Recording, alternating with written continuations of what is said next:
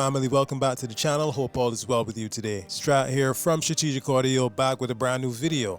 Today we're doing something a little bit different. Today we're doing a bit of a step-by-step guide to creating melodies from scratch. Yes, it's the magical, sometimes mysterious world of melody creation. So we're going to be starting from a foundation of a simple but effective chord progression. Hopefully by the end of this video you'll be armed with a bit more knowledge on how to craft some beautiful catchy melodies that fit with your chords. Now before we get started, if this interests you, if you like this kind of content, please like the video and perhaps even subscribe to the channel. Thank you very much in advance for your support. Alright, let's get started with the chord progression. I'm playing in the key of E minor. Started with a nice Rhodes electric piano, using of course Piano Tech 8.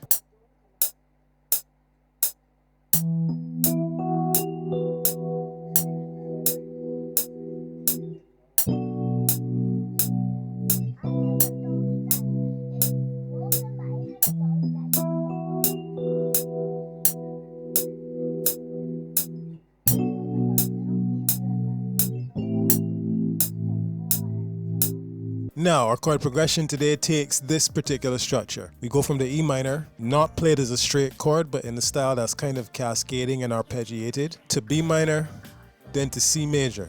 Back again to the E minor, same style as before, the B minor, then the A minor to end it off. I think this sequence creates some musically rich and harmonic foundation for creating chords that are catchy and very memorable. We're going to jump into making the melody in a second, but before we do, let's take a little bit of a look at the theory behind the chords and see why they work well together. The first chord is E minor, and we're playing in the E minor scale in the key of E minor, and this chord creates a kind of a moody and expressive tonal core to the overall piece. We move to the B minor, which is the fifth chord in the E minor scale in the key of E minor, and what this does is this kind of creates a need to resolve back to the tonic, which of course is the E minor. However, we go to the C major, which is the flat sixth in the key of E minor scale, and whereas before we had two minor chords, this chord adds a bit of brightness, and that is a welcome contrast, at least I think so. So now we go back home, which is the E minor chord once again, establishes the base, re-establishes the foundation. Back again to the B minor, more of that harmonic tension. And then at the end, we round out the progression with the A minor,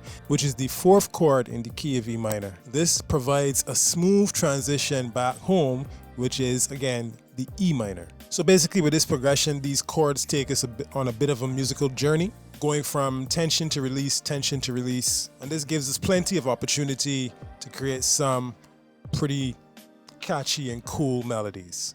Alright, now that we got the chords all in place and we understand what's going on behind them, it's time to start thinking about the melody. So let's go through a couple of tips that, through my experience, that I have begun to understand, and these tips should help you get going with your own melodies. Okay, so the first tip that I can think of to give you when it comes to making melodies is really simple, and that is to use the chord tones. To get a good start at making melody that will fit with your chords is to use notes from the chords that you're already playing. This ensures that your melody will fit harmonically. So for example, with the E minor chord, you might want to use notes that are actually from the E minor chord.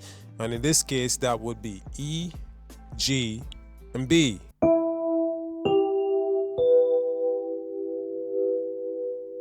The second tip that I can think of to give you is to use what are called passing notes or passing tones. These add a bit of movement and they connect chord tones. Passing notes are usually non-chord tones. So for example, if you're dealing with the chord E minor, which as we just said is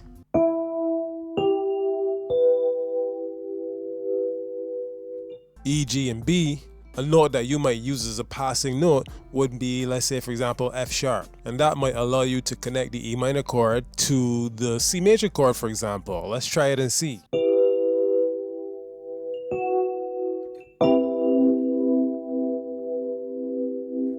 Alright, the third tip that I can give you when it comes to making melody is to consider varying the rhythm Rhythm is very important for both chords and melody. A good melody is not only about the notes that you play, but also about how you play them. Experiment with various different rhythms and cadences and styles of melody to make your overall production a bit more interesting. Now I'm going to use some of those same ideas to add a melody on top of those chords. Let's get started with a simple melody on my live guitar. For this, I'm going to be using the chord tones from the E minor chord, which as we just said are E, G, and B, along with other notes from the E minor scale.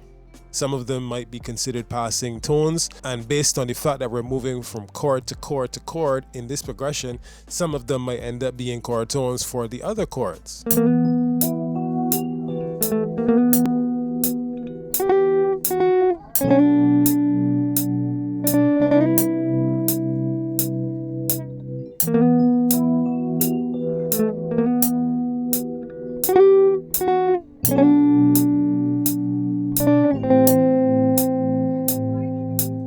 Now, being that I basically freestyled it, I wasn't really paying attention to which chord came where in terms of the notes that I played.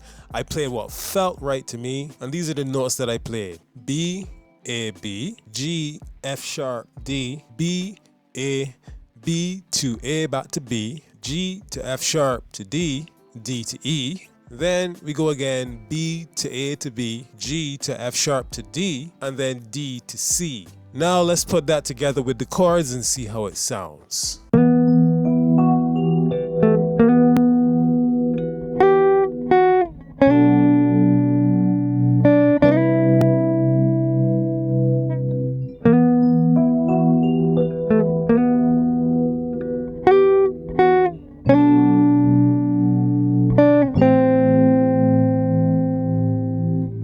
Now I think that sounds pretty good, but remember, this is just a starting point. You don't have to do this exact thing.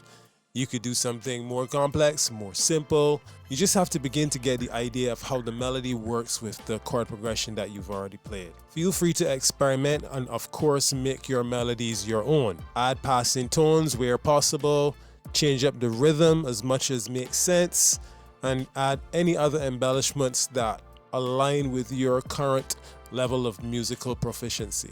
Before we wrap up, I want to give one more tip that is kind of a game changer. I do this fairly often. Don't be afraid to sing or hum your melodies first.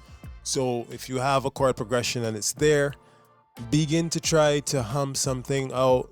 Pretend like if you are a singer and you're trying to come up with a chorus for the chord progression, and really try to get something that blends well. And it could be very simple. Very often our voices can come up with melodies that our fingers can't, because I think it's just naturally easier because we speak and sing and use our voices so automatically. Anyway, it's a great way to come up with natural and catchy ideas. Usually you can then easily translate these sung ideas or hummed ideas to an instrument. Don't be afraid to trust your ear and help develop your musical instincts. Now I went ahead and added some more melodic elements and a drum loop to this.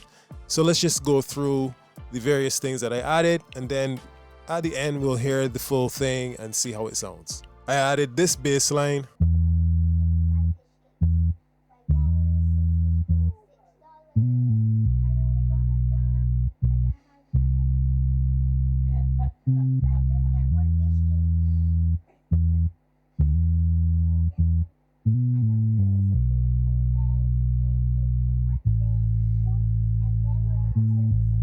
Then I added in this organ, which just mirrors the main chords.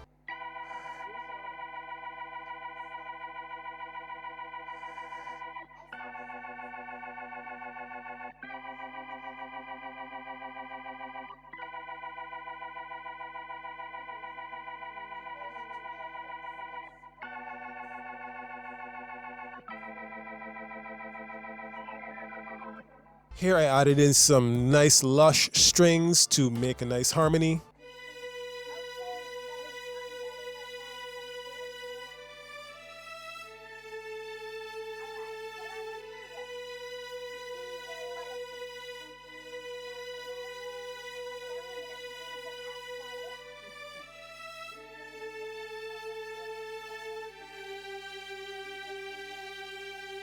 Lastly, I added some vocals because that background vocal kind of effect gives these soulful styles a whole lot of authenticity.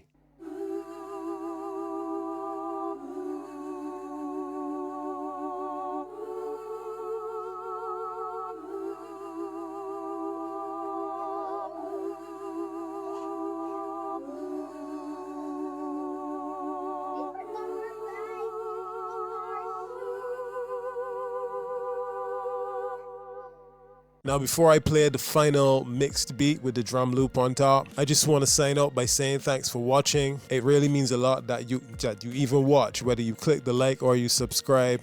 It means a lot that you watch. There are always links in the description to both my free and premium kits. Feel free to check them out.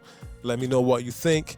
And if any of them appeal to you, your support would mean a great deal. I hope you found this guide even a little bit helpful at helping you to understand better how to create your melodies and how chords work well together and what chords work well together, how to kind of think about it. Leave a comment below with your own melody ideas, your own melody creations, or any questions that you might have. Peace, and I'll see you in the next video. Now here is that final composition with the drums on top.